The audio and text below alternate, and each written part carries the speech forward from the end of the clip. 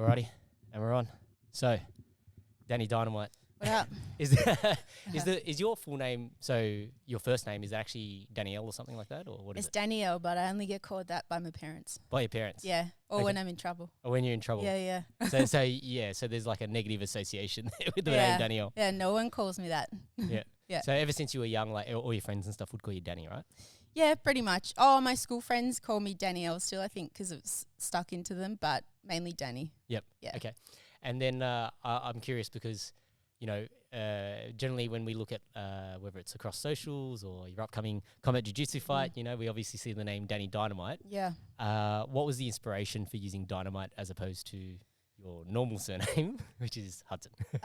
For the fight or for like always? In general, right? Always, like, so for this persona that you're created. Yeah, I mean, like, so I did Wimp to Warrior a couple of years ago. Yep. And when we had the fight coming up and they said, if you want to use a fight name, you can do that. And I was like, yeah, Hudson's a bit lame. Like, I want to use something cool. And then I was on a bit of a bender one weekend. And I know the story how I got the name is a bit, but yeah, so we were watching this show on TV and it was like an American pig hunter show. Okay. And this girl, she had this name called Crystal Pistol. Crystal like, Pistol, that's a cool that's name. a really cool name. Oh, I want a sweet name like Danie Dynamite. And everyone just like lost their shit and they were like, yes, that is your name. And yeah, it's just stuck since then. I really like it. But yeah, now I get asked so many times, what is your actual last name? Well, the secret's out. Yeah. But yeah, okay, cool. So let's before we get, I do want to talk about Wimp to Warrior and your experience there as well. But let's sort of pull it all back for people and so that they can sort of understand, you know, what life was like for you growing up. I always like to start there because you know everybody, you know, for wherever they are in life, they all had I guess an origin story, so to speak. So where did you grow up and what was life for you like? What was life like for you when you were young? Yeah, I grew up in Kelkel, so Northern Beaches girl my whole life. Yep. And I still live on the Northern Beaches. In private Catholic schools my whole life. And yeah, I did a lot of sport when I was younger as well, but I did netball. Netball, okay. And I wish that time I spent doing jiu-jitsu because I could be like a black belt by now. I'd be so good at it. Yep. Yeah, I wish I discovered jiu-jitsu much earlier. Okay. And so when you so did you discover jiu-jitsu through Wimp to Warrior or was that had you started training already before that? No, so my brother-in-law, he trains at Pacheco. Okay. And he started doing jiu-jitsu a long time ago. Like, he's a black belt now, so well over 10 years. And I remember when I think he must have been like a blue belt or purple belt, and he would tell me about jiu-jitsu. And he's like, oh, you should try it. You'd really like it and stuff. And I was like, no, I'm too busy like going to nightclubs and DJing, all this sort of stuff. And now, you know, I think back and I'm like, wow, like I should have started when he told me about it. Yep. But yeah, I guess I really discovered it more when I started Wimp to Warrior because it's a big aspect of the program, right? And yeah, I fell in love with it. Yep. And the main reason I got like heavily into jiu-jitsu was because during the program I started being like a mentor. Okay. And Mick said to me, you need to start training jiu-jitsu more because they're catching up to you too quickly. Yeah. And yeah, so you know what? You can kind of blame him for this beast. Oh, that's good. Yeah. It's good. It's nice that, you know, a lot of people will start a program like that and they might not have any experience of combat sports whatsoever and then realize through that there's a lot of benefits to your life from doing it, right? You know, from whether it's the discipline aspect or whether it's just, you know, you're learning a skill. Oh, yeah. Right? Yeah. And I think a lot of people underestimate the amount of skill that's required in combat sports, right? Oh, absolutely. You don't know what you don't know. Yeah. Yeah. Yeah. So just sort of bring it back to the netball thing. And my wife loves netball, by the way. Okay. So it's one of those things. There used to be a show in Australia.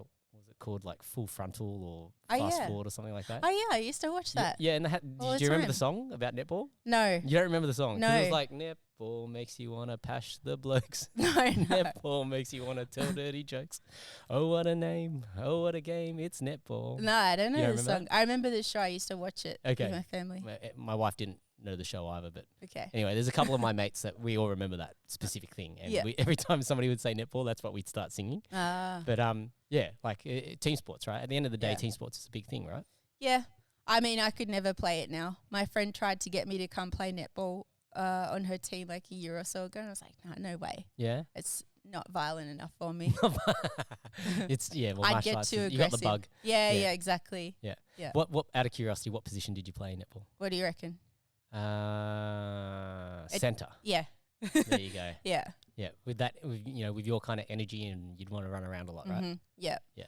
Out of curiosity, then, like in school, so say in primary school, right? Like what kind of kid were you?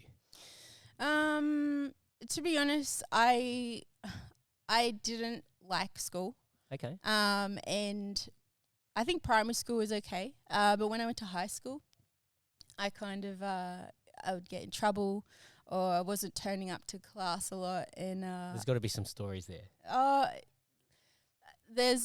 think high school got a bit hard for me, and there was bullying involved and all that sort of stuff. And it just put me off wanting to go to school. But I also feel like I have attention problems as well, maybe a bit undiagnosed in a way, and I can relate that to a lot of jiu-jitsu things as well. Yeah. And I'd get in trouble for talking back and having an attitude, which I still think is a bit relevant to a lot of things these days as well. Yeah. Toned down a lot. But I left in like year 11. Okay. Yeah, I don't know, high school just wasn't for me. Yep. Yeah. So your teachers obviously, what were the kind of things that they would say in your report cards? Oh, it has an attitude, talks Problem. back. Yeah. Yeah. And stuff like that. what did your parents say about that? Oh, they didn't like it. Yeah. They're like, oh, we're paying all this money for you to go this like private school and you're not even going. I'm like, well, I don't know. I just don't want to be there. Yeah.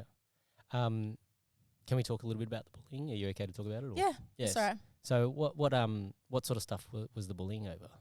I think just like normal high school stuff, like just girls. It was a girls' school. Yep. I don't know, just girls being girls, and yeah, they just kind of ruined school for me. And I just think it's just such it's pretty horrible because I mean it put me off even turning up to class all the time. Yeah. And yeah, I don't know. I just would never wish bullying upon anyone. That's why like these days I'm so like anti anything making people feel like bad about themselves. Like I just think just be nice. It's not hard. Just be a nice person. Yep. You know? Yeah. So, and to jump forward a little bit, like obviously when you're putting yourself out there on social media, right? Like you'd probably copy a bit of bullying from not to say even bullying, just people just leaving bullshit comments, right? Yeah, sometimes. I mean, that's what I feel as well with social media. Like, I think there's a big misconception, especially I find with my page, sometimes it looks like a constant highlight reel, but there's also negatives that come with it as well. Like, I had someone sending me DMs the other day, like really horrible stuff, and I just block them straight away because I'm like, I'm not going to reply to them, give them the time of day. But yeah, like I don't see the point in sharing that stuff too often as well because you don't want to feed that kind of energy. So yeah, but there's definitely a negative side to social media. Yeah, with all that. Okay, we'll get more into that as we go. But so like when you sort of like jointing school, like where are you going? What were you doing? What was I doing? Yeah. Not a lot. Sometimes I would I'd just go back home or and I remember one day I went to school, I turned up and then I walked in the door and I was like, no. And I turned around and went back home. And obviously because I live with my parents and my dad sometimes would come home during the day because he had his own business and stuff. And I would have to like hide or I'd quickly like race out of the house and stuff just so they would think I'm at school. Yeah. Yeah. Just being a stupid kid. Did you have any siblings? Yeah, I have a sister. She's 4 years older. 4 years older. Yeah. And so then did she ever pull you up and be like, what are you doing, Danie? No, not really. She went to a different school as well. Oh, so she went to McKellar. Oh, yeah, and I went to Stella. Yeah, wow. Yeah. Was there any reason for that? Her friends went there. My friends went to Stella. Okay. Yeah. I think I would have been better at a public school, to be honest. Yeah. Yeah. It's one of those things. I think, when you're young, like you just, you follow along and you don't really know to question things, right? Like you just sort of just turn up and you go, okay, this is what life is supposed to be. Yeah. And it's only when you get older that you start looking around and you go, hang on, these people went to a different school and this is like their outlook on life, and I went here and this is my outlook on life. But then it's like when you start to get like those different lenses, and so you can put on different glasses and go, okay, so how do these people view things versus how do I view things, and then what's actually true then, right? Like, I feel like everybody sort of goes through that phase where it's like you're trying to understand, okay, if we can both have a different opinion on something, well, what's the truth, or what are the facts, so to speak? And some people get really caught up in that, and other people then learn that, life is about perspectives, right? Yeah, exactly. So when you decided, hey, I'm not going to do the school thing anymore, so year 11, right? Yeah, and then towards the end of year 11. And then did you tell your parents, or what did you do? I kind of got told by the school, you haven't attended enough, so you kind of you're out. Oh, so you got expelled. Well, yeah, basically. Yeah. But do you know what's funny? The only classes that I enjoyed turning up to or excelled in were like photography and design and stuff. And now you can see like that relates to who I am now. Yeah. Like the creative side. Yep. Like book smart, I'm definitely not book smart at all. So you never enjoyed reading books? I do, but it takes me a while. Not because I can read, don't get me wrong. But I don't know, my attention span is just very short. Yeah. Yeah. Yeah, I find, books can be quite hit or miss. Yeah. Like if you read something that you really get into, like I feel like I have like this, like a fixation problem sometimes. Yep. So like I can get fixated on things. Okay.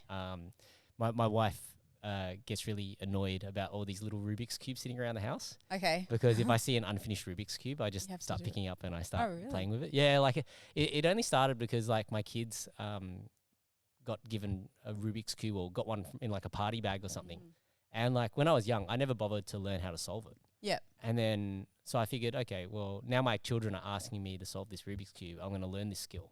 Okay. And so, you go through the process, you're looking up the online guides and you're trying to solve it and blah, blah, blah. And then, it got to the point where it probably took maybe, I reckon it's probably taken like 6 months or something. Okay. But now I can solve them without referring to the online guide. Yeah. Wow. Yeah. And so it just became a thing where like, if there's a Rubik's Cube lying around the house and I see it and it's unfinished, I'll just finish it. Maybe I need to learn to do that.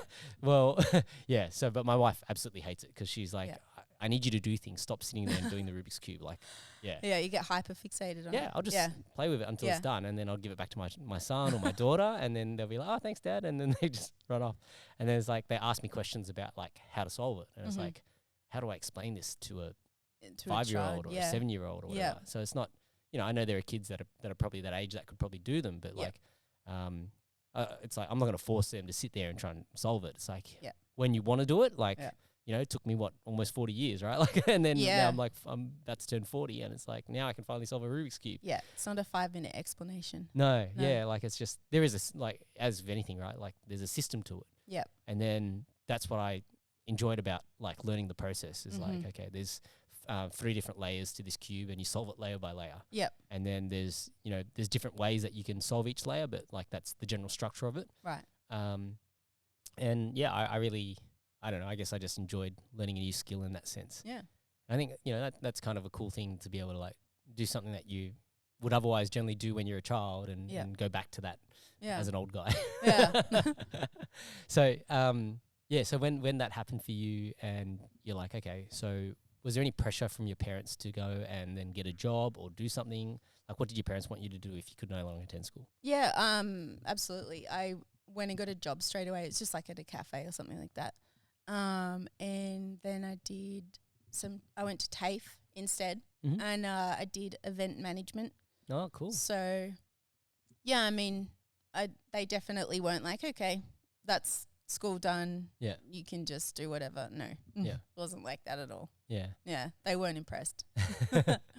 And so, when you studied at TAFE, did you have a better experience there? I still had the bad habits of not showing up. Okay. Yeah. I don't know why, it's just in me. Yeah. I think it's something to do with studying. I'm just not good at studying Yep. or being told to sit here and like read this or write this and stuff. Yep. Like give me something creative to do, no problem. Yeah. So then, like a lot of jiu-jitsu nowadays is study. Are you okay to watch like jiu-jitsu tape or instructionals and that sort of Yes, stuff? Does that hold your attention or? Sometimes. Yeah. If I want to watch something, I will. Yeah. And I got in a habit at one point, and I was going and writing down everything after class. Like I have books full of it to see if it would help me retain information better. And I don't know. Like Tiago, my coach, says I'm very unorthodox with how I train. So he said to me, he goes, if I ask you to break down a move, let's say bow and arrow, you will stare blankly at me and you won't know how to say it. But if I say go do it in a roll, you'll smash it out. So you're a person that needs to do something to. Yeah. Yep. Yep. Yeah. Okay. So then, did you end up finishing the TAFE course then? Yeah, I did. Okay. Yeah. No, it was good fun. Yep. I got to go to some big events at Olympic Park and yeah, I really liked some concerts and stuff. Got to work backstage. It was fun. Oh, I that's liked cool. it. Yeah. Yeah. Did you see it? So like for music acts or what? Yeah. Was it? There was some big rock event on. Don't ask me who played at it, but Okay. apparently they were famous. Okay. Yeah. And it was a good time? Yeah, I loved it. Yeah. And I got to drive. I remember one day I got to drive like the stars in the golf buggies to the stage, and I drove Guy Sebastian. So that was pretty cool. That's cool. Yeah. Was he a nice person to talk Yeah, to? he was lovely. Yeah. Yeah, it was good fun. So then, when you were at TAFE, you were working at the cafe at the same time as doing your TAFE, or? Yeah. Yep. Yeah, it was just a cafe at the mall. Yep. Nothing too exciting. Yeah. Yeah. And then, so what was the next job after that? And then I got a job at Aldi. Aldi, okay. Yeah, and I worked there for a few years. Just and doing checkouts? Yeah, checkouts on the floor and everything. Yeah. And I really liked it. There was a good crew there, so yeah, I enjoyed that. Yep. Mm. So then when did the DJing come into all this? Yeah, so I guess at that stage in my life, then I discovered rave music. And I found a few clubs in the city, and then I would live at them. Basically, my life was living for the weekend. And I'd be out partying like all Friday night or Saturday night. And the people that were regular DJs at the clubs, I just started trying to like talk to them more, and I just got really, I was like, oh, I want to do that. I want to be the person controlling this room and, you know, making everyone dance and stuff. And I got one of my friends to teach me. And then I started talking to like the main guy who runs the events, and he gave me a shot, and he put me on main stage with him doing a back-to-back set at like a big club in the city. That's cool. Yeah. And then it just kind of took off from there. Yeah. Yeah. So I guess, you know, what are the nuances of DJing? Like there's obviously a lot of little things that people probably don't realize that the DJ is doing, right? Or unless they've like already mixed everything together and they're just playing. No. playing the track. Does anyone do that out there? I'm sure they do. Yeah. I think they do. Yeah. But yeah, no, I back then I was using CDs. I feel so old saying that, CDs, right? Because now it's just all digital and on computer and stuff. But yeah, I miss that sometimes, but I mean, I never want to be in a club on weekends anymore. Yeah. And that's not my life. Yeah. Once in a full moon, yeah. Yeah. Yeah. And what do you think that is? Is like you've partied enough for a lifetime? I partied enough, yes. And it just doesn't interest me. Like now I'm very much focused on training and feeling good, and it's just not worth that feeling of being a wreck on Sunday or anything. You know, like I've had my time partying. Yeah, it's enough. Yeah. Well, it's like it's a pretty vicious cycle, isn't it? Of like you're living for the weekend and then Literally. Sunday's recovery. Then you're just like trying to survive all the way through the week. Yep. To then go again, right? Yeah. And it's also not good for your wallet either, right? No. Yeah. Expensive. Yeah. Expensive lifestyle. Yeah. Yeah. Okay. Do you have any like notable experiences like when you were in that scene that, you know, whether they're a fond memory or a negative one, like? Nothing really negative. I think it was all pretty fun. I mean, considering you know, like some of these DJs are crazy with their skills and stuff. I was still very basic in my knowledge, and I was given a lot of good opportunities. I mean, especially like the one I just said, playing back to back with the event organizer, and he was a big deal. Like not many people get to do that, especially when they just start. Yep. And then there was times where I was playing like multiple gigs per night or per weekend, and then I was playing like day clubs that started at 7 a.m. and that was a vibe. That was interesting. Well, yeah. What's that like? I mean, the crowd that come out at 7 a.m. to party, They're going hard. they're going hard. Yeah, yeah, Lots of spaced out looks in the audience. yeah. Fair. Yeah. I never got into like that whole, you know, rave style scene. Like I found martial arts when I was young, right? So, my parents put me into karate when I was 5 because I was a bit of a manipulator. Okay. So I sort of worked out early on that I could get out of things just by, you know, putting on the waterworks. Right. And so yeah, when I was 5, my parents were like, oh, they threw me into karate and thinking that, you know, that might toughen me up, and I loved it. Like it was like so much fun. And I did that until I was 12, and then had a couple of years break because we'd moved houses, like moved to a different area, so I couldn't go back to the old place that I was training at. Yeah. And then found Kung Fu, and then I did Kung Fu for like 20 odd years. And Oh, wow. yeah, so like martial arts has just always been my life. Yeah. And so I never really got heavy into like partying and anything like that. It would always be like, okay, we always used to have training on a Friday night. Yep. So I'd train, and then if it was like somebody that I was close to, then I would just like go out to their party after. Yep. But I'd always go to training first. Yeah. And my wife always gives me a lot of shit because she was like, when we were dating, it'll be like, okay, yeah, she might want to go out, and it's like, yeah, I'll see you after. After training. Yeah, after training. That's me now. Yeah, but like it's you know, it's a double-edged sword. It's good in the sense that I think, you know, when you can be focused on something, discipline in your life is always going to actually yield you a better outcome. Yeah. Than just, you know, doing lots of different things but never really having any focus, right? Yeah. At least if you're like always barreling down this pathway, like I wouldn't have, you know, the opportunities that I've got now if it wasn't for martial arts. Yeah. So it's kind of cool to think about that, like when I sort of reflect on that, because, you know, as you know, like you know, you've tried all these different jobs along the way, and then now you're doing things that like you're tapping into your creative side, you're doing all these other bits and pieces, right? Yeah. I'm a little bit curious, you know, when it came to after the DJing. So were you still working in cafes when you were DJing, or because you went cafes, Aldi?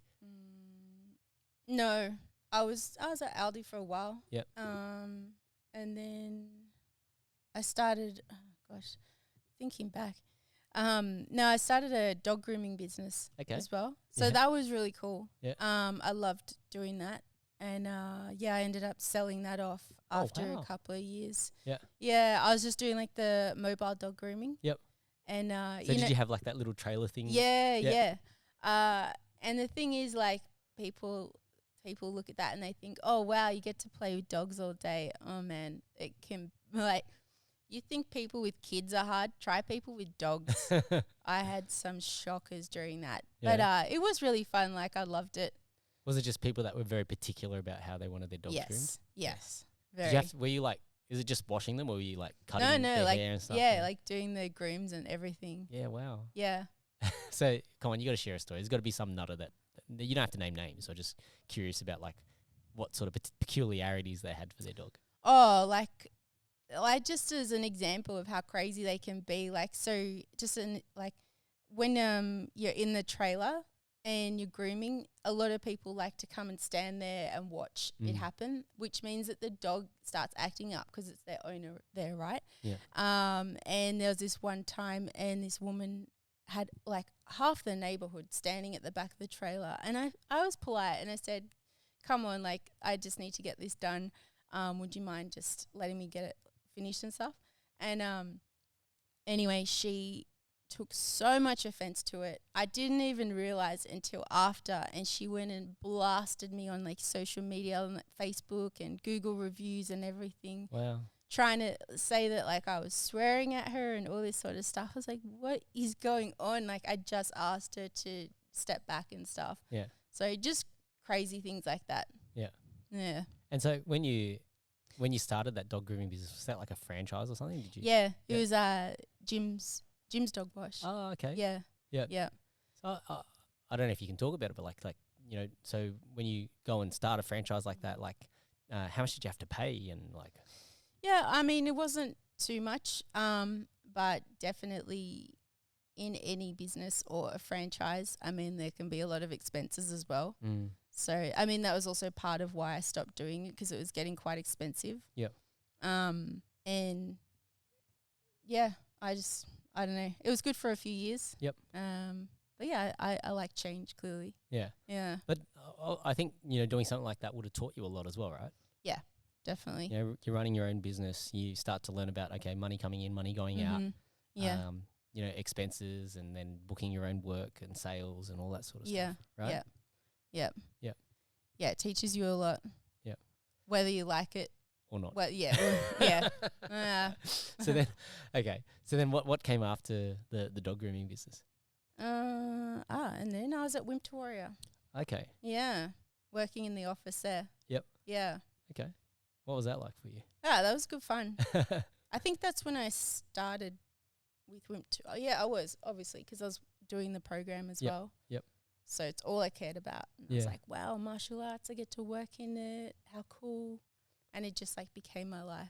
Yeah. Yeah. Yeah, it's a transformative journey. I think people underestimate the power of like something like that, right? Of Wimp Warrior? Yeah. Yeah, absolutely. Right. So like obviously, we've changed the name, it's called Alta now, or Train Alta, or the Warrior Training Program, but the general gist of it is the same. But for you, when you did it, did they have like the whole tryouts thing, and did you have to do any of that, or was that the? Yeah. Yeah. Okay. Yeah. So I know that back in the day, I think it was a lot more brutal. Yeah. But I mean, the tryout that I did was still pretty hard, and I sometimes photo memories pop up from the tryout days. Yeah.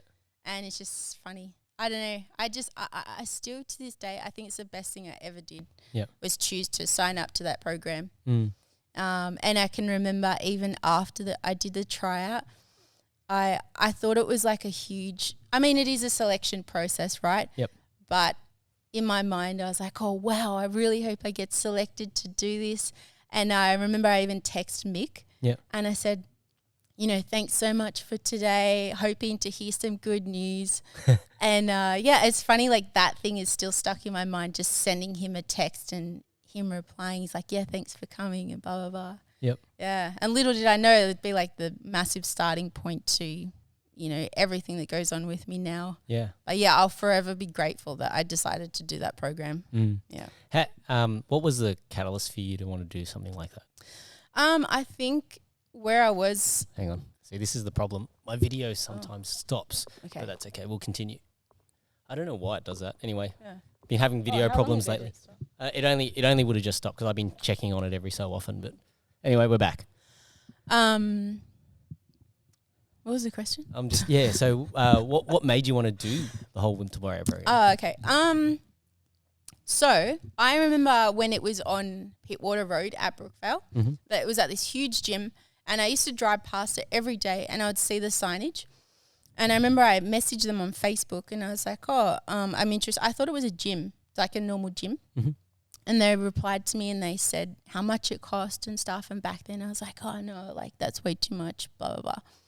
And then maybe a year or so later, I saw it pop up on Facebook again, advertising the program. And this is when it had moved to the Warrior Gym in Freshwater. And I was like, I'll just go check it out and stuff. And, I was just, by that stage in my life, I really started getting into gym, and I wanted to get a lot more like healthy and active and stuff. Yep. And I was like, wow, that'd be so cool. Get in a cage and have a fight with someone. That'd be so fun, punching on. And anyway, so I went along and sold like straight away. Yeah. But yeah, I don't know. That's the best choice I made. Okay. And then when you reflect back on like that 20 weeks, like how difficult was that whole process of, you're coming from zero basically, right? Yeah. Yeah, it was hard. It was a shock. And I remember like in the jiu-jitsu aspect, I'd never done jiu-jitsu before, never, had that close contact sport. Yep.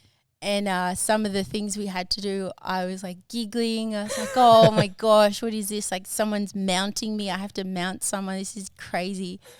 And now, like, you know, it's so normal to me. It doesn't even like register. It doesn't even register, right?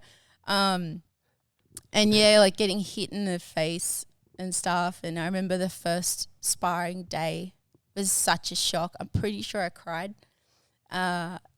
But yeah, and there's a photo. I remember there's a photo I took after the first sparring session, and I was so excited because I always documented the journey when I did it. Yeah.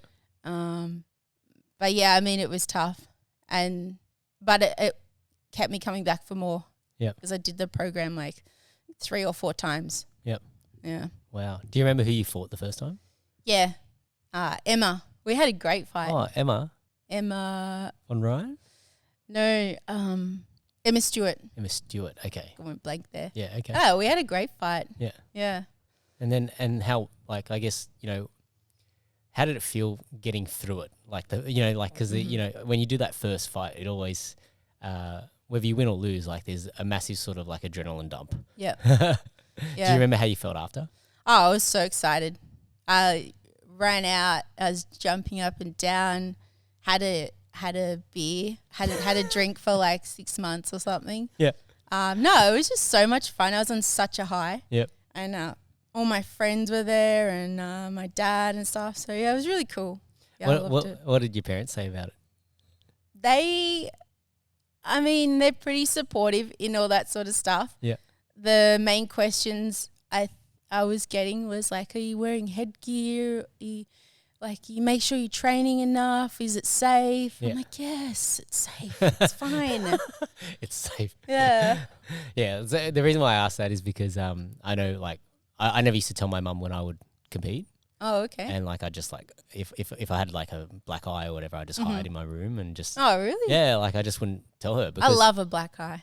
well, I got one at the moment. but anyway. I can see it's badass. But it was just one of those things where it's like it's my mum and I don't want to make her worry. Yeah. And so, you know, which is funny because, you know, she originally put me in martial arts to toughen me up. And then when I wanted to go do tough guy shit, she was like, oh, you're doing too much now. Okay. Right? She was like one of those protective mums. Right? Yeah, yeah. And so I just, So even to this day, like I probably don't tell her everything that I do because otherwise she'll just get upset. I'm a bit like that too. Yeah. If I've got an injury, I avoid telling my parents. Yeah. Yeah. Because they're always going to be your parents, right? Like Yeah. they're always going to want to baby you and look after They you. get and worried. Yeah. So, okay. And so then after the first one, you just decided that, hey, you're going to keep coming back or you like that just gave you the bug to keep training martial arts or when did you really sort of ignite that passion?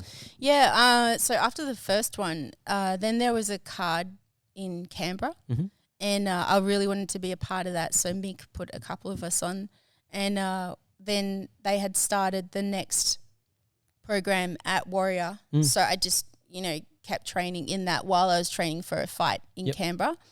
And then they kind of did like a mentor program within Wimp to Warrior where, you know, you come in as someone who's done the program before. So you kind of help out the other contestants and that.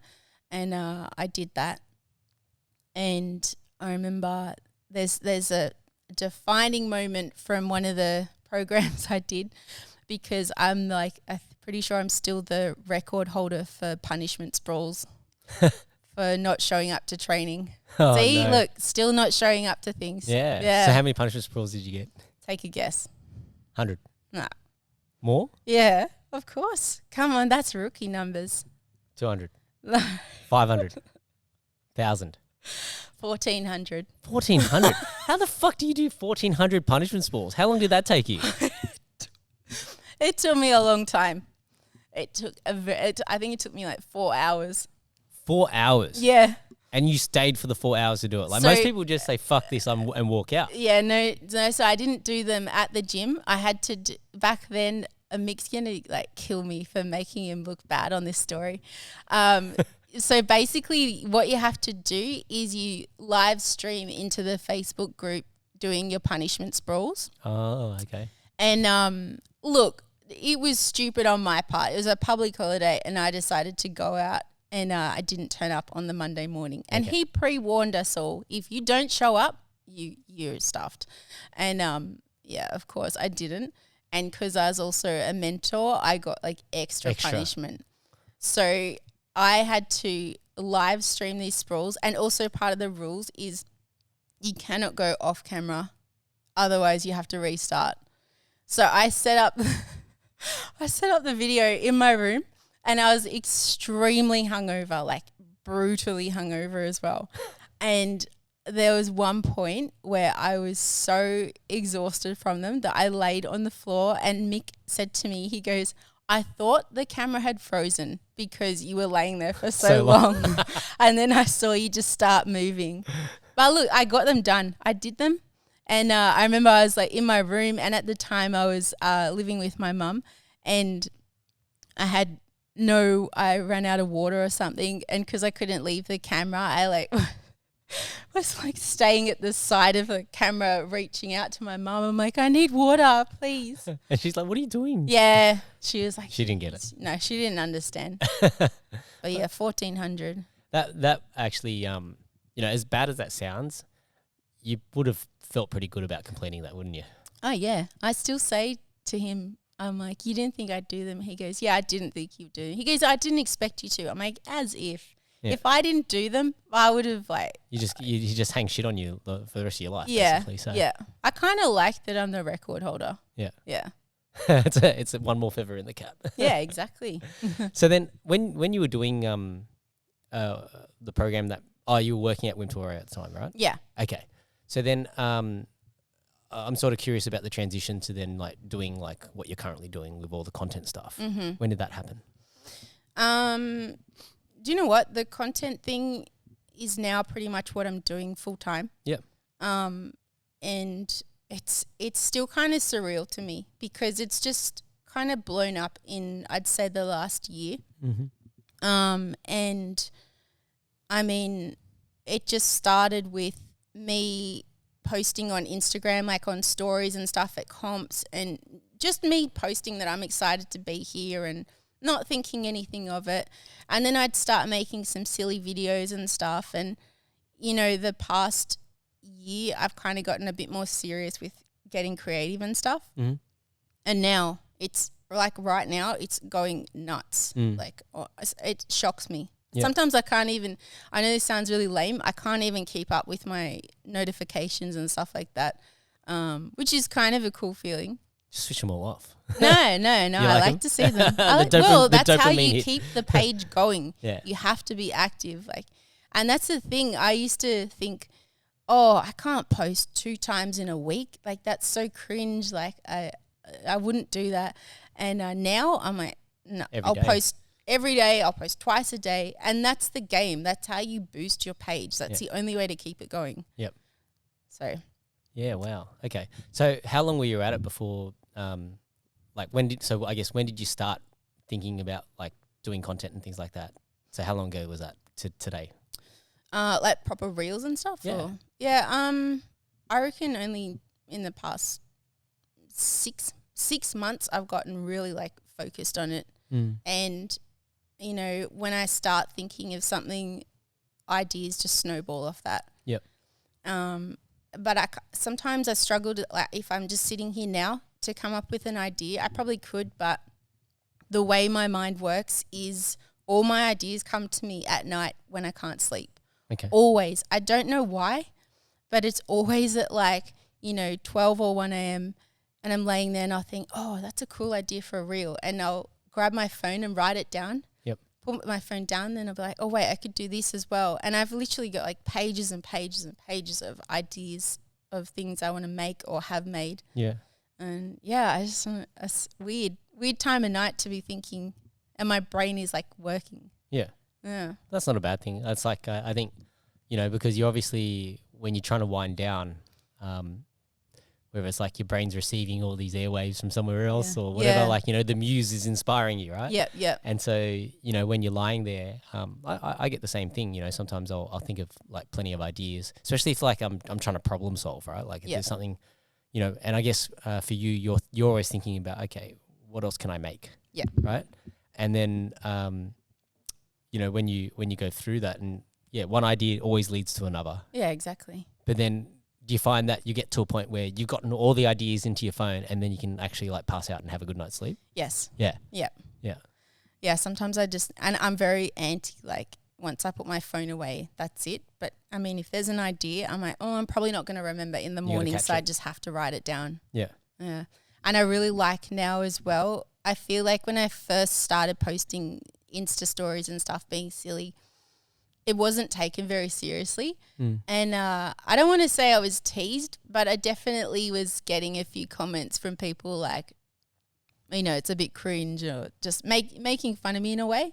And now, completely different. People are sending me ideas. They want to collab with me. They're all for it, and they see, actually, you might be kind of good at this. Yeah. So, yeah, I like it. But I really love, like, when someone sends me a reel or an idea to make with them. So my friend did that like 2 weeks ago. She goes, I've got an idea for a reel. I was like, tell me. And then it helps me to get creative with it as well. Yep. And I think that video today I posted it 2 days ago. It's already up to like 100K or something. Wow. Yeah.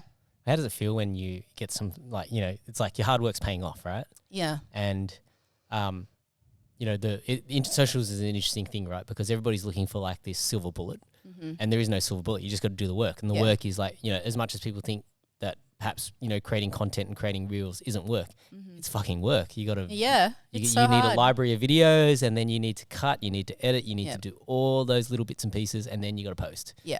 And so, yeah, like, and the reason why I sort of say that is because, yeah, like when it comes to my own socials, I'm very lazy. Like, it's just because I'm busy, right? Yep. But there was a period where, like, when I had a bit of a break and I was like switching industries. Yeah. I had a friend who had built like some pretty big social media followings on some random pages, like stuff that you would never expect, right? Yeah. And then, you know, he like, when I talked to him about it, he was like, yeah, this is like, I'm just posting consistently. Yeah. And like a lot of it, like, so that's why there's a lot of like those community style pages that do well, where it could be like people just showing car crashes, right? And they're not even creating the content, they're literally just sharing. They're just resharing people's like dash cam footage of like these car crashes, and these pages can have like millions of people following them. Yeah.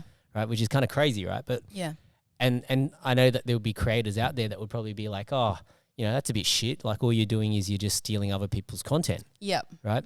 But I sort of, when I thought about it, I was like, okay, well, let's think about this, right? You can follow one person and just see like all of their videos, but you could probably also follow somebody who is curating a lot of content that you actually enjoy. Yep. Right? And it's not like there's a limit on how many people you can follow. Yeah. You could follow the person that you like, but you could also follow this person that's curating as well. Yep. And, you know, they serve two different purposes, because one is just like, as an example, like there's like these car pages that I like to follow because it shows me like cool pictures of cars. Yeah. Right? That doesn't mean that, you know, if I see somebody that's got a cool ride and I know them, that I wouldn't follow them. Right? But it's just like, I think the person that's curating the content can also do quite well as well. Yeah. Right? Like, do you have any thoughts on that? I'm just curious about that. Yeah, I mean, there's a few pages now that have been taking a lot of my videos, which isn't a bad thing. The only thing that bugs me is if they take it immediately and repost it off their page, and they get all the traction instead. But in saying that, I mean, the video that I posted the other day that has just gone absolutely viral, it's gone nuts. It's like up to, just off my page, it's up to like 1.6 million. And another page reposted it off theirs, and theirs has gone equally as viral. They've just pinned it as like their top video on their page. I'm like, that's pretty cool. Yeah. You're welcome. Yeah. But yeah, did they at least give you credit? Yeah, of course. Okay, cool. But and it's fine because that brings people to my page. Exactly. But yeah, they've had like 20,000 shares on it. As well. Yeah. Yeah, it's just insane. So then, like, and this is probably the question that most people would have, is like, how do you make money off this? I know. This is the question I'm getting now. Yeah. I don't know. I think I have researched it a bit, but I think with Instagram, it's hard to make money. I think there's I know there is money in TikTok and YouTube. Yep. Instagram, I'm not sure. You can set up something to receive gifts, which is money for your reels, but it's like the bare minimum. So I think YouTube and TikTok are where it at. And I'm trying with TikTok, but it's hard. It's just another platform to crack. Okay. Yeah. So what do you think the differences are between TikTok and Instagram? Is it just the algorithm or is it I think, and I mean also consistency. Like I'm much more consistent on Instagram and. But wouldn't you just post the same thing that I do, I try, but I'm just not getting the traction. But I feel like if I put in more effort with it, I would. But I think TikTok is just different as well. Different types of videos. and different audience? Yeah. Yep. Yeah. Yeah. It's an interesting question because people ask me the same thing about the podcast, but like for me it's like I never started to make any money anyway. Yeah, exactly. So sometimes you just do it because you want to. Yeah, I do it because I love it, right? But the cool thing about it is that like it's opened up all these other opportunities for me. Yeah. You know, like where are we now? 2024. So, 3 years ago, 2021, I was still, working in the automotive industry. Like I had a career there, 17 years in that industry. And if you were to ask me then, would I think that I'd be like just doing martial arts like practically all day, every day? Yep. From, in 3 years' time, I probably would have said, nah, like it's, like martial arts has always been a part of my life and it will always be a part of my life. But, in terms of like monetizing it, like I never really thought about that. Yeah. Like I've always, I do always think that I will eventually move into coaching at some point. Okay. And the reason for that is just because like, when you love something, you want to share it with other people. Yeah. But for me, like I also look at coaching to be one of those things where you have to be all in. Yeah. Because it's just like fighting, right? Like, so fighting's the same thing. So if I can't be all in on it, I don't want to do it. Mm-hmm. So, when I did my last one, it was just like, okay, I've got time. I'm not working, so I can be all in. Yeah. As all in as you can when you got kids. Yeah. And then the hard, like, after that it was like, okay, I think I need to close that door because if I don't close that door and you're always umming and ahhing, that's when things get dangerous. Yeah. And like, for me, like, I don't want to put my kids through that because like when I say that it's because I take it so seriously. It's like when I say goodbye to my kids, it's like if I'm going to go off and do a fight, it's like I'm saying goodbye to them. Like it could be the last time I'm saying goodbye to them. Yeah. Right. And I just felt like, I'll indulge myself for this last one and then, I just need to separate myself from that. And like I'm cool with that because at the end of the day, what I actually really love is just training every day. Yeah. And now I'm like in this pretty cool position where, like I get to come and visit places like here and everywhere else and get my rolls in and get my training in and that's been I think that's a reward in itself. Yeah, like I get to see how all different types of people coach. Yep. And like so I'm just like, slowly like building up my own little what's that? Like not a notebook, but like, a mental bank of all of these different coaching styles as well. So that, the day that when my kids are older and I don't have to, they have their own lives, that's the day that I'll be ready to coach. Yeah, yeah. Right. But in the meantime, when I've got the time and the energy to actually commit that to other people, because I feel like at the moment it's like if I was to do that now, I wouldn't have a happy wife and I wouldn't have happy kids. Yeah. Oh, that's important. Yeah. So everything has a time and a place. But I guess I'm curious for you, you put all this energy into this stuff. Like, do you put a lot of thought into like, okay, when's the payoff going to be? Or do you just think, because you enjoy it, you're just going to keep doing it? And then how do you make ends meet? Like, I guess that's probably what people are wondering, right? Yeah, yeah. I mean, look, just what you said, how, it's more so the opportunities that come off it. So, I mean, with Instagram, I say now, maybe a year or a year and a half ago, if someone offered to send me a rashi, I'd be like, oh my gosh, wow, a free rashi. Yes, this is amazing. I've made it. And now I've been lucky enough I've got a few sponsors on board now. Give them a shout out while we're here. Okay. Oh, where do I start? My main one is Legacy. Yep. So that's super cool to be sponsored under my own gym. Most recent one is Australian Sports Nutrition, really cool one because I use supplements a lot. Canna Valley Organics, Hello Skin, and what's Hello Skin? Hello Skin is a new one, so it's all skincare products. Okay. Yeah, they reached out to me. Yep. And I have a Humble doesn't sponsor me, but we've got like a partnership with Content as well. Okay. So they're a big part of my team as well. Yep. Yeah. But yeah, as I was saying, so like it's more the opportunities that come off it. So now I can be a bit more exclusive with what I post and share. Now, if you send me a free rashi, I'd probably don't care. I get 1 million free rashis in training. And also because I'm legacy, I can only fight in legacy stuff. Yep. Right. But yeah, so it's also now a balancing act, I find, of trying to make sure my page doesn't look like a constant advertisement. Yeah. Because I find they can be quite off-putting. Yep. And I know when I see, just as an example, like a fitness influencer and their page is constant posts, like use this code, buy this, do that. You don't want to, like, it gets boring, right? Yeah. Yeah. So I try to find the balance with my posts. Yeah, there's definitely a balance there, right? Like in terms of like what is the value that you're providing like to people that are following you for that content. Yeah. Versus being, spruiking these messages to go and say, hey, buy this or hey, buy that. Yeah. Right?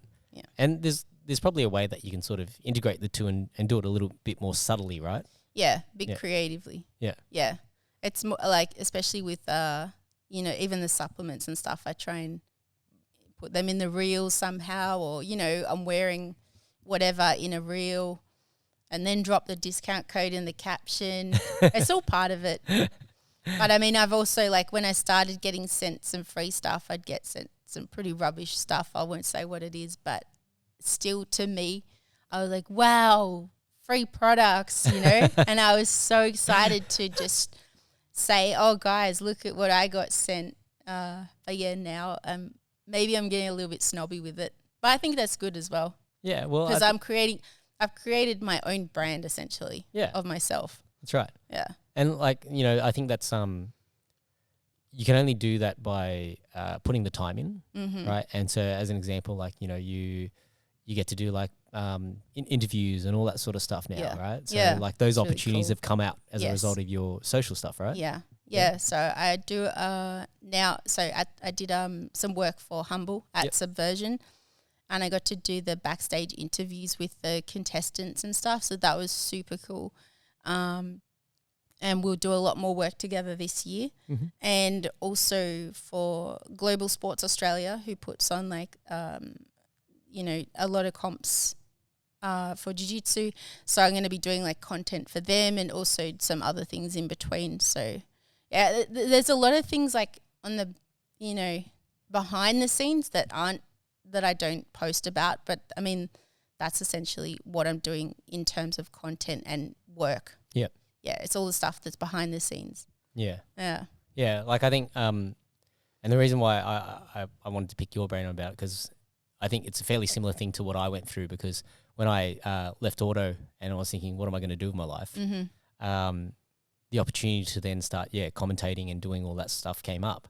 Yeah. And then I think like in that first year that I've got like one of those A4 style notebooks, but it's like full of like all the events that I did. Yeah. And I would always keep the sheets, the cards from every event that I've commentated or been involved with. I do that sort of stuff too. And it was just like, so it was nice to sort of come away from that. And then, when you reflect on it and you look back on it and you go, oh, wow, I've actually done so many things. Yeah. Right. And you just wouldn't think about it. Right. Yeah. Like there was a period there where it was like almost every week there would be an event. Yep. And I was like, okay, this could actually work. Like I can just maybe work a Friday or a Saturday night and then have the rest of the week with my kids. Yeah. And then, doing that consistently for a period of time, and then other opportunities came up. And then, so now I started working with Alta and helping them to do things. And then it was like, okay, this now gives me an opportunity to travel more, which is kind of cool. But also, like thinking about that, the ability to sort of just, be in so many different training rooms and see so many different coaches in operation, like it's too good of an opportunity to pass up. Yeah. Right? Yeah, definitely. So it's kind of cool, like when you think about, you do something out of passion. So like as an example, your content creation stuff, but then these other opportunities come up that you didn't expect, right? You wouldn't have thought that would be an opportunity to make money. Yeah. I still I have like, I feel I have massive imposter syndrome as well. Even when I get asked to do something in my mind, I'm like, wow, yes, thank you. But there's also part of me that's like, why do they want me? Like, I don't understand it. But I guess you're always your own harshest critic, right? Yeah. But even what you just said, like last night, I have a business page on Instagram. Yep. And I'm trying to separate that much more from my own personal one, so that, you know, if someone wants to book me to create something for them, I direct them to that page. And last night I went on and put in a lot of effort to, you know, sharing all the stuff I've done so far. And yeah, as you say, like I was resharing it. I was like, oh, I've actually done quite a lot so far. Yeah. Like I didn't even realize. It's pretty cool to look at. Yeah. It doesn't matter who you are. I think anybody with a little bit of self-reflection will always feel that imposter syndrome. Yeah. Like I was saying this to Sonny Brown just the other day. Like, you know, most people in the jiu-jitsu community know who Sonny Brown is because the Sonny Brown breakdown, right? Yeah.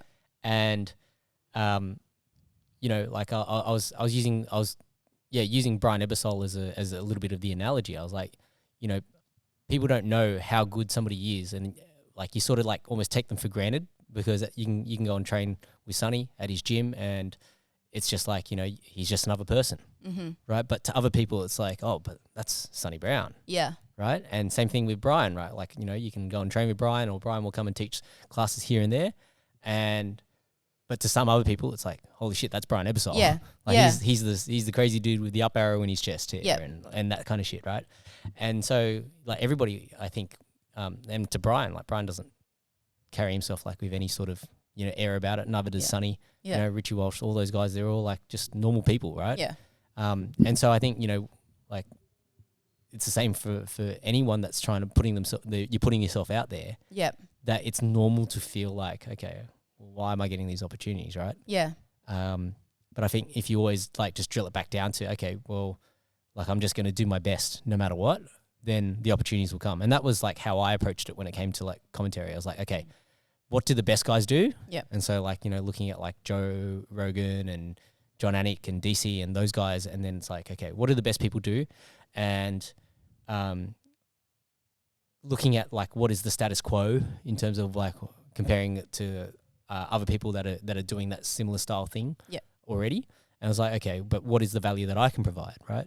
And so for me, like when I started doing a lot of commentary, it was like I'd start to do the homework and just look at, you know, who are these people, and then, you know, if anyone that I can help to bring a little bit of a highlight to from the podcast, and just getting to know people, and then knowing the backstories and things like that, like that helps to paint a picture, and then that's sort of built on its own. And so like you're going to find the same thing, you know, the more you do it, the easier it becomes. Yeah, I kind of find that at the moment as well. Yeah. Yeah, some things are a bit of a no-brainer. But yeah, and you also become like a mini celebrity, I guess, to some people, like you said, with the guys. I mean, I have people come up to me now at comps or training and stuff, and they're like, I know this sounds really lame what I'm about to say. They say, oh, I follow you, I love your videos and all this sort of stuff, and that's really cool to me.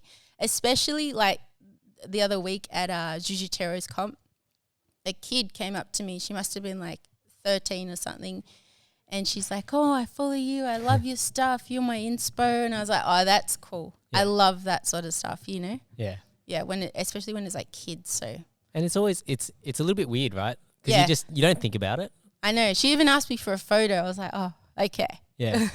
Yeah, like if anybody ever feels like, oh, that was weird, like trust me, I'm feeling weird too. Like I think I remember one of the subversions, I was sitting up top and then like two guys walk in, and then they just sit next to me, and they looked at me and they go, hey, you're Johnny Yaps. And I'm like, yeah. And I was like, oh, yeah, we saw your podcast with Luke or whoever. And I'm like, oh, yeah, cool. All right. It's just like little things like that. Yeah, it's just, you know, like you don't think about it, right? Yeah. But it's nice to know that, you know, people appreciate what you do. Yeah, absolutely. Because you're doing, even like, and it's like, I never started it, as I said, like for money or anything like that. But it's just nice to know that people actually do enjoy what you do. Yeah. And so it'll be the same thing for you, right? To know that there's people out there that are enjoying your content. It's a pretty cool feeling. Yeah, I love it. Yeah. The main ones I love are, I mean, I guess the videos that I started with that's really got it going was I started making, I would get so many messages on Instagram from people I don't know and stuff asking about competing, because I was constantly posting competition stuff all the time. That's all I posted. and I'd get lots of girls messaging me like, oh, I'm having my first comp. Have you got any advice and stuff? So I was like, okay, I'm going to make a video about this. And then I made a couple from that. And yeah, those are the ones I love the most, that kind of feedback from people saying, I appreciate this, it really helped and stuff like that. You know, all the silly content is fun, but the ones that from people that really appreciate even you replying to them, you know, some people are so grateful just for a reply. Yeah. Like, you can message me whenever. Yeah. I might reply. Yeah. as long as you're not a creep. Yeah. Right? Yeah. You probably get plenty of those, right? I do, yes. Yeah. Yeah. There's so a then, few. You know, when that sort of happens, do you just block all of them, or what do you do? Not all of them. Some of them. Okay.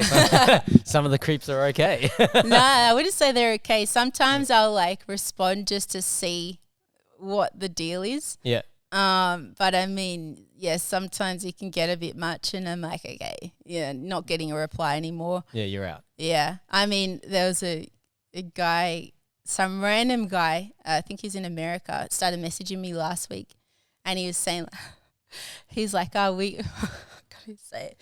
He's like, oh, we'd be perfect together. We were made for each other and all this sort of stuff. And like sending me photos of himself, and I was like, what is going on? Like, who is this guy? Was he at least decent looking? No. Oh, okay. Of course not. They're never Sorry, good mate. looking. You're no. out. Yeah. But yeah, stuff like that I just find hilarious. Yeah.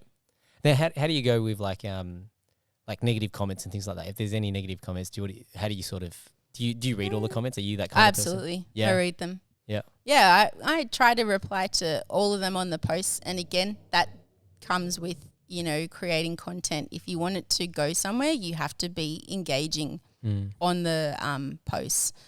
I mean, there's not too many negative ones. It depends what it is. There is always someone that's got something to say, but I mean, I just shut it down or don't even acknowledge it, or I just say thank you. Kill them with kindness is usually the better option. Yeah. Fair enough. So let's switch it up a little bit, because you've got an upcoming Combat Jiu Jitsu match. I do.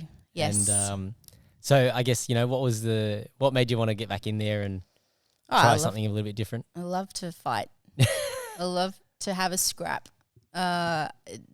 Wimp to Warrior definitely made me, I don't know, just brought out that animal in me that loves to fight. I mean, I'm not a violent person, but I love to just go hard. Yeah. And yeah, so I haven't done combat jiu-jitsu before. I haven't fought MMA for a while, so it's going to be interesting to get in a cage and hit each other while trying to focus. I mean, the focus is jiu-jitsu, right? But then you've got slaps added in, but not slaps, like open palm. Yep. So it's going to be wild. I'm really excited. And so do you know much about your opponent? Not too much. I think she's had some Muay Thai fights. Okay. But yeah, not too much. I made this mistake a while ago. I would focus too much on my opponent, and I get so in my head about what they're good at, all that sort of stuff, and I'd lose sight of myself. So now I'm much more like, okay, what am I good at? What am I going to bring to the table, and focus on me?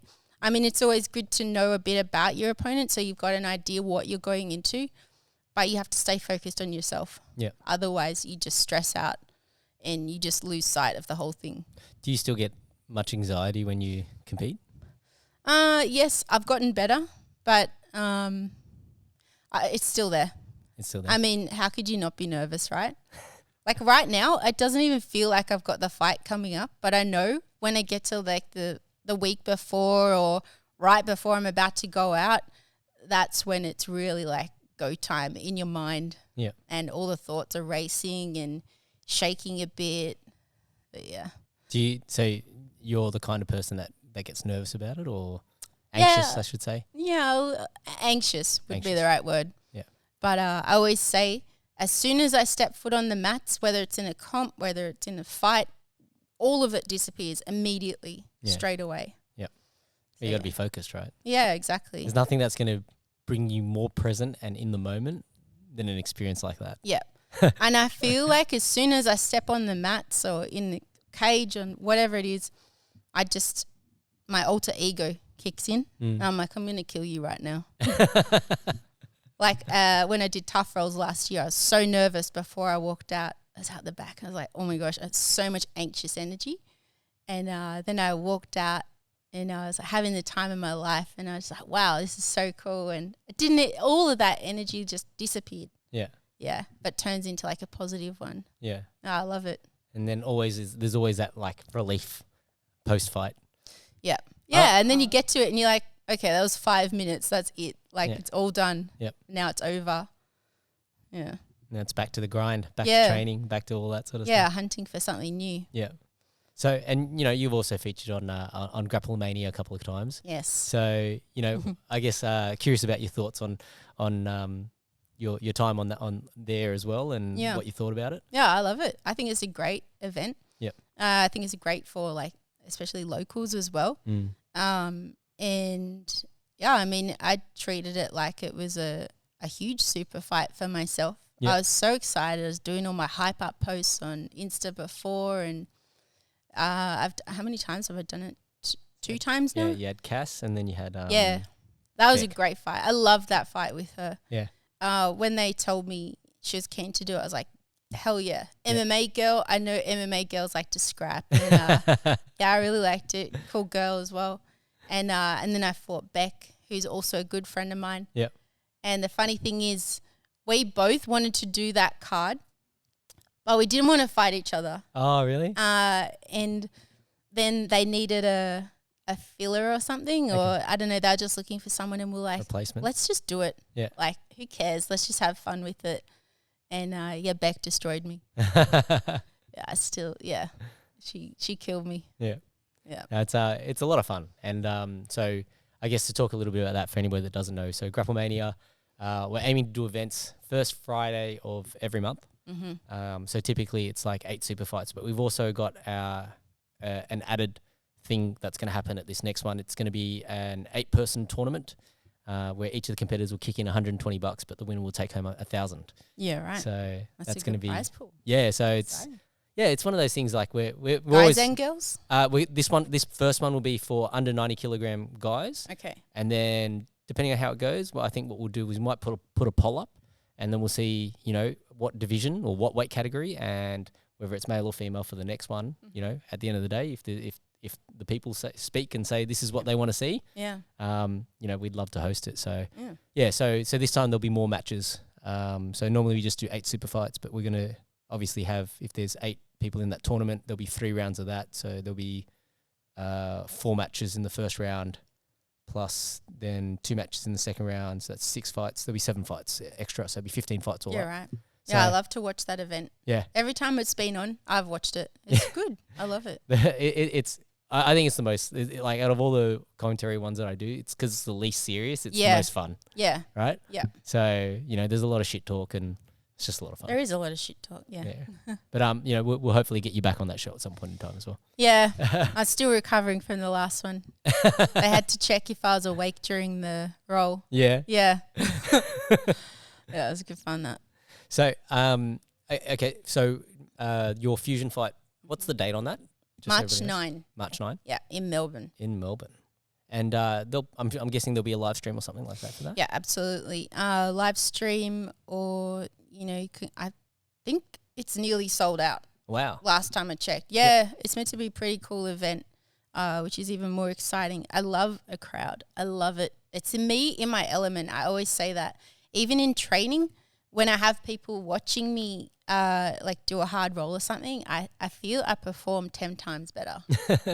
Whereas, most people, they get shy of people watching. Well, I think that that's actually, there's 2 types of people, right? There's people that sort of break under the pressure, and there's people that rise to the occasion. Yep. So one of the things that we're trying to do with the whole, like the warrior training program and people doing those alta fights is like around the week 10 mark, we're gonna put people through their paces and see how they go with a bit of pressure and people watching. Yeah, so right.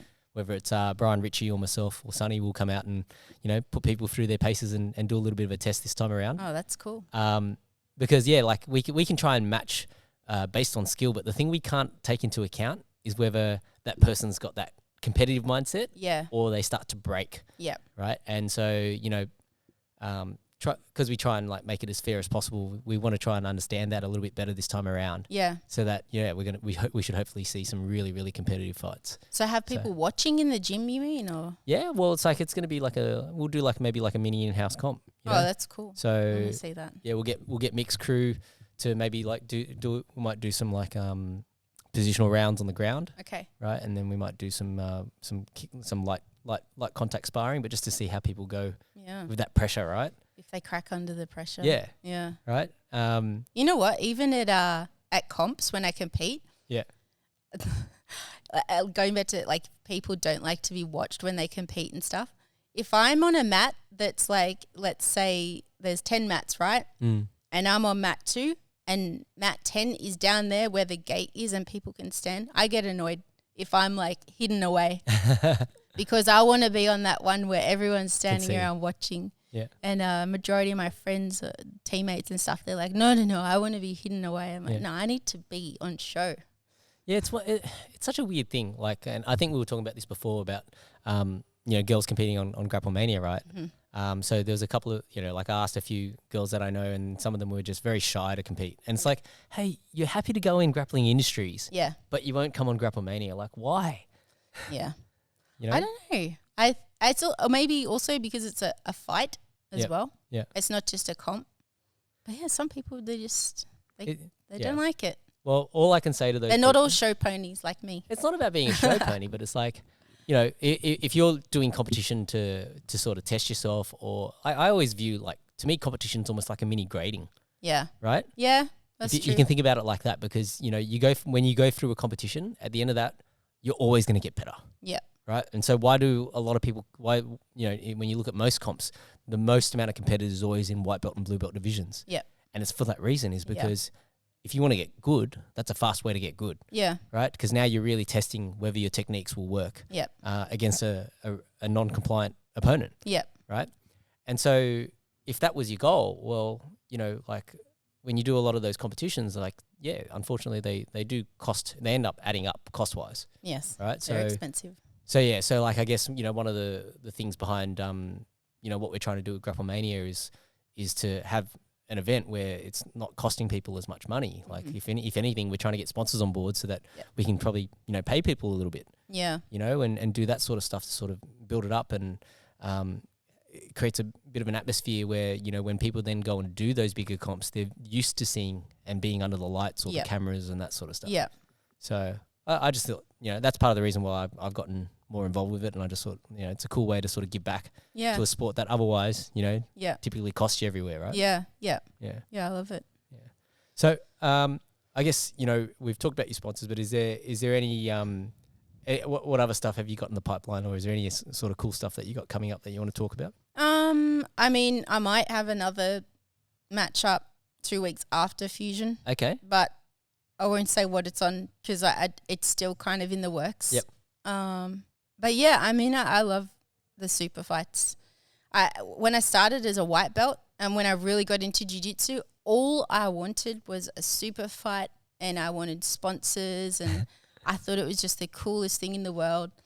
And then when I got to blue belt, things started happening and now I've got purple and I feel like I've just got all these new superpowers at purple belt. It's cool. Blue belt was traumatizing gave for you me. all the powers. Yeah, blue belt was a rough one, I reckon.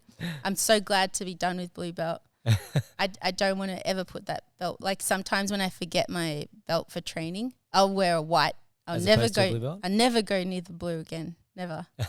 Don't want to borrow it. That was when you get the target on your back, right? Yeah. People try and they want this freshly crowned blue belt. Yeah. We're gonna test them. Yeah. Right. And so I made a reel on that the other day. Me and my friends. So check it out. Yeah. There we go. All right. So do you want to plug the business? What's the business called? I'm still not 100% settled on the name, but at the moment it's Content Queen Creations. Okay. All right. So yeah, I'm trying to direct. If anyone wants to work with me, collab, or have me come out to whatever it is. I mean, the other night I even went and did content for a party. So, Party? Yeah, at a bar. Just so a birthday party? That's no. Like it was a uni party. Okay. Yeah, but that was cool. I was like, actually, you know what? This is my other field of expertise. Yeah, partying. Yeah. That was really fun though. So I'm trying to, I'd love to be a bit more diverse with what I'm doing. And I thought it was heaps of fun. I mean, shooting jiu-jitsu is great, but I love to do other things as well. Yeah. So I'm always open to offers or collabs, whatever it is. Okay. So yeah. And you just made me think about this, right? But like, do you have like portable hard drives stored full of videos and stuff like that? Because you got to. I have a lot. Yeah. Yeah. How do you manage the space in your phone? And the reason why I asked that is like, I have to get a new phone because it's so full. Yeah. And I delete like old videos that I don't want to delete. The other day my phone wouldn't even function. So I was like, that's it. I have to go buy a new iPhone. Yeah. Yeah, it's tough, isn't it? Like, but at the same time, it's like that's what you got to do if you want to create content, right? Yeah, exactly. I think you need to have like a whole bulk amount ready to go. Yep. Yeah, rather than one at a time. And it'll get like, that's one of the things that people don't think about is like a lot of times it's getting repurposed. Yeah. Something that might have happened in a role and then it's like, okay, you get an idea like a year later and it's like, oh, I got to go find that footage from that comp or from whatever, and then now you can put it together and repurpose it, right? Well, that's like the video that I just said before has gone absolutely nuts on Insta. It's a clip from a role I had at a AJP comp 2 years ago. And when my friend posted it the first time, it went viral, but it got to like 125K. And back then I was like, wow, that's huge. And now I was like, I found it the other day and I was like, oh, I'm going to try and give it another run. And yeah, wow, it took off. So did you edit it all or like? No, it's literally like you have to go watch it on my page. But it's just my friend hugging me during the match. And yeah, it's just gone nuts. But also in saying that with the videos, it's always the ones that you don't put any effort into that take off. Like I did one 2 weeks ago. I was sitting in my car and I had just gotten my name printed on my belt, and I put my belt on the seat next to me and strapped it in with the seat belt. Posted it and that went viral again. And it was literally just nothing, a no-brainer to me. I didn't think anything of it. Yeah. And then the ones that you try really hard with generally flop. They don't they do nothing. give you the outcome that you're hoping for. Yeah.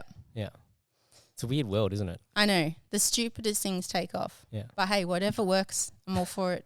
All right. Plug the Instagram handle. If people want to find you, Danie, what is it? At Danie Dynamite. Hit me up. There we go. Yeah. All right. Thanks, everyone. Awesome. Thank you.